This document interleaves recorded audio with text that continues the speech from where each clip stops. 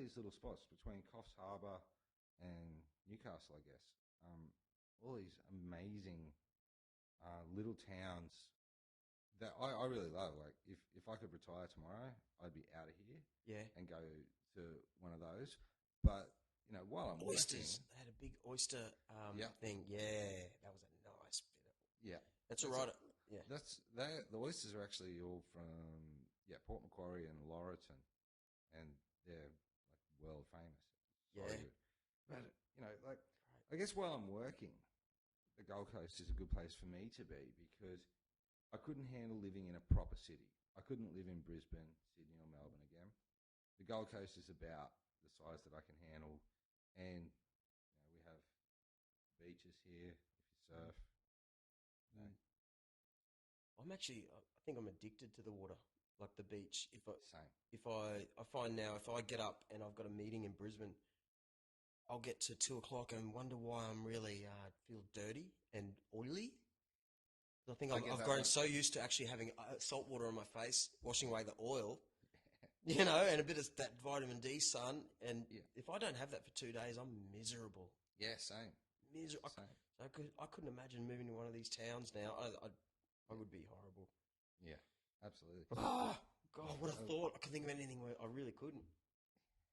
How do you wash away your day? That's why I basically, I'm fortunate enough to live in this cool apartment on the beach, right on the beach. And every morning I wake up, sand is 3 stories below me. And I don't see roads, cars, I see ocean. And the surf was pumping this morning, by the way. Was it? Yeah. Yeah, but I didn't surf this morning. No, it was raining this morning out at ours. I got a busted tendon in my thigh. Wow. How'd you do that? Surfing. Really? Yeah. Where? Right in front of my place on Sunday. It was epic.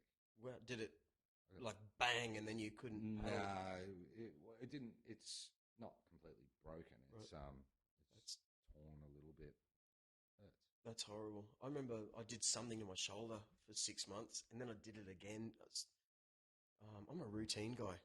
Like I find a routine, and I feel comfortable doing that routine. Right now, it's running up the beach, and then swimming. I haven't really paddled for a long time ever since I did that boxing thing. But before then, paddling was my routine. I had to paddle 200. Only because my routine has changed. Like seriously, now I go to the car. For some reason, I had to put my surfboard out of the back of my ute into my shed. And the very next day, I had to buy like running shorts, the dorkiest kind of, you know what I mean? I know.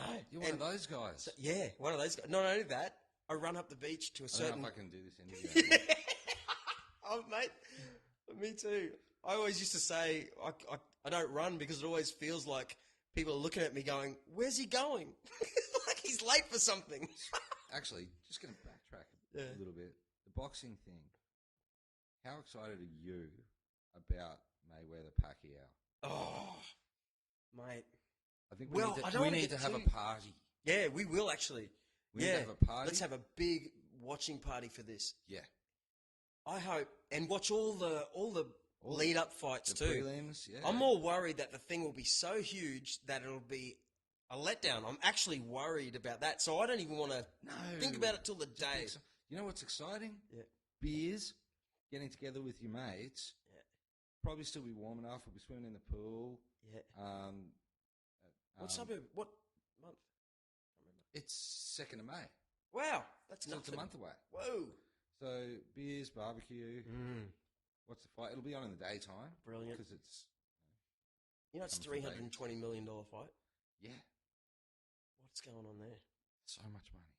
If only I was cleaning the toilets in that place, they'd probably pay me, what, $500 grand? It all works down, see? Oh, mate. You love boxing. I know you love boxing. Actually, when I first met you, right, I can't remember. I remember you watching boxing at Lucas's house. Yeah.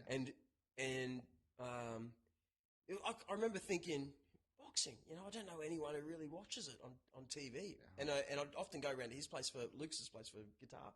Like we'd play guitar together. And you'd be there watching boxing.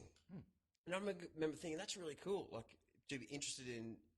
Ducko said something to me not long after, Mark Duckworth, a mate we know, is how cool subcultures are. That really planted this seed in me, is that, you know, to really hang on to your interests. Yeah. And because sometimes I think, oh, man, I like this, but I'm a bit embarrassed about it, whatever that thing is.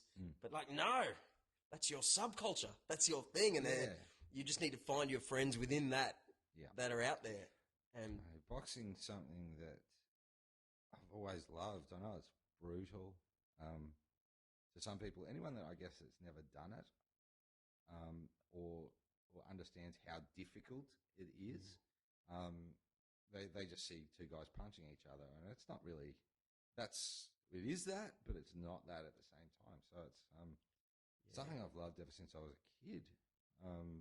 It used to be. I can remember when I was really little, they used to have the Friday night fights on, and it was televised on live TV, and it was fights coming from Brisbane or Sydney, and it was every Friday night. Yeah, right. It was like the only night of the week hearing I of could that. Yeah, stay up late, and my dad loved boxing as well, so that was, that's it's a long time ago, but I think at that stage, this is going to sound really strange. I know I'm not that old. We didn't actually have a colour TV. There were colour TVs around, but I'm pretty sure our TV was black and white. Actually, I know it was. Excellent. Excellent. I remember getting the first colour TV. You know what was particularly cool about you being into boxing? Or I thought, by the way, I moved to the Gold Coast. Lucas was one of the first mates I found after working in Brisbane. I was actually racing a sprint car all the time, going to Brisbane to the race shed. So I actually got my job at SeaWorld only to find some mates, some local mates. So, if you can think about that, I was piecing together some mateship on the coast, actually actively seeking it out. And I remember Lucas telling me that his dad was a hairdresser and his grandfather was a hairdresser. Yeah. And that knocked me out also. I went, I've never even thought of that, right? And then you are too. Yeah. Right? So when I knew this, and the first time I met you, here you are, you're right into boxing, right? So if you think about the shit canning you would get, and here you are with a huge beard, and it was a great thing for me to see. I remember, I'll be honest, I don't really tell anyone this, but when I was really young and I was at high school, and I had no idea. My old man was always at work, and he'd rarely speak.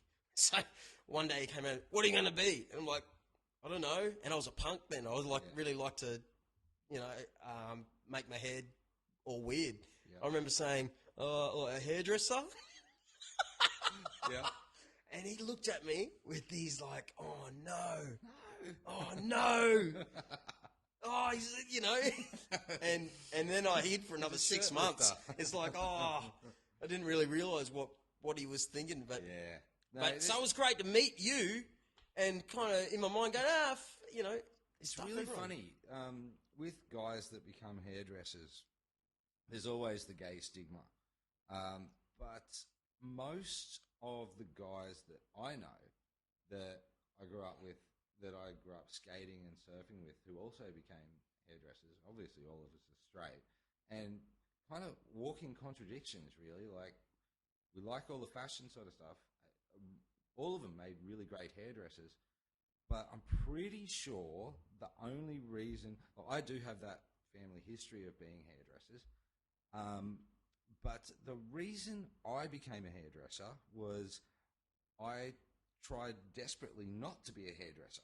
I worked on work sites. I worked for bands as doing roadie and sound work.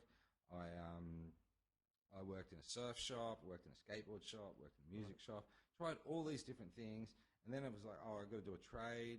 So I went and worked on a few work sites to labour, and then one day I remember thinking, my dad had this salon in Surfers, and all the the showgirls from the casino would be in there, and the strippers, and you know, all these glamorous women, and I was like, you know, only young, and I'm thinking, okay, I can either makes a job site look really gay. Well, yeah, I can work on a sweaty work site with a bunch of blokes, or I can touch women all day in air-conditioned comfort. I'm with you, brother. So basically, the reason I became a hairdresser was for girls. It makes perfect sense. And like basically, they are your captive for an hour or 2 hours, however long it takes you to do their hair. They're stuck with you, which is awesome. It sounds creepy, but no, but it makes so much sense to me. And if you're artistic minded, to me, a haircut is a shape. It is. So you've got their. That's where the. And I know nothing about it, so I'm just rolling off here. And what I've always thought a cool haircut is, because I like rock and roll. Yeah. So it's a shape on your head. Well, that was it as well. I mean, I came from the punk scene as well. I worked for basically 4 punk bands. Blister, and they, whenever they would tour with any of the bands that had come out in the States, like we did, that's like the best time of my life really was touring with them, doing, got to meet all my heroes as far as punk rock goes. So that was really cool. Like, met guys from Green Day and NoFX and Rancid, Pennywise, wow, Super Suckers, Blink 182, and all the Australian bands, Frenzal Ron. That was by the way, that was the greatest time. Actually, it was on the edge of being not as great. If you think of the rock and roll years of the Angels, say, that dirty, sweaty 80s, I don't know, Rose Tattoo, there was like a Triple M. Remember the Triple M went big all of a sudden? Or so it seemed in my world. Yeah. And then we got into the 90s bands, and we still had that remnant of sweaty pubs and rock and roll, and every Wednesday night at the Rose and Crown, all that sort of stuff. Then it's gone, man. How good was uni night at the Rosie? Oh, yeah. Free beer. Yeah. All you had to do was pretend to be a uni student. It was great. They put a keg of beer on every Wednesday night, and bands are on. There were about 3 bands on every Wednesday night. Man, you know what? I remember, I'm losing track because I'm just thinking about so many great things. Yeah. But you made me think, right? So to be working as a hairdresser, I actually found myself living in the gayest part of Australia, or that's not even true. But Surrey Hills, where they do the Mardi Gras every year. Yeah. So I lived on Riley Street, one street off there. My neighbours were gay, and I'm a bogan from Logan, from flat out. But I found myself living from this house to this house, moved there with a band, but found myself living in this house in Surrey Hills, right in the inner city. And I love gay people, but they're the most entertaining people you'd ever want to meet. Yeah. But then I'd get back home, fly back home to see my family, and there's my old man again. Well, I love my old man, don't get me wrong, but he is 100%, rah, and we'd be at a barbecue, and there'd be all these blokes there, and they'd be like, "You live in, down there." I'm like, "Yeah, but you got to understand, if you go out in Surrey Hills, there's gay guys everywhere, but there's loads of hetero women." Yeah. And I'm the shining light, mate. I'm like, there's so many women there that I had great times, mate. So I could imagine being being a barber's really taken off. It's huge again. Huge. It's huge. Guys are really sort of. It's a really strange thing since the whole beard thing has come back in, and the barber as a place to meet your friends, to hang out. A lot of them, they'll give you a beer, you can have a shave, or you can have your beard tidied up, and you have your haircut, and it's like manland, right? Where you talk about bloke stuff, and it's not that same flouncy fairy hairdresser thing. It's like men go there and men do the hair cutting, and they're not questioned. Like, but for what myself, do you think? even though I don't, I look the furthest thing from a hairdresser.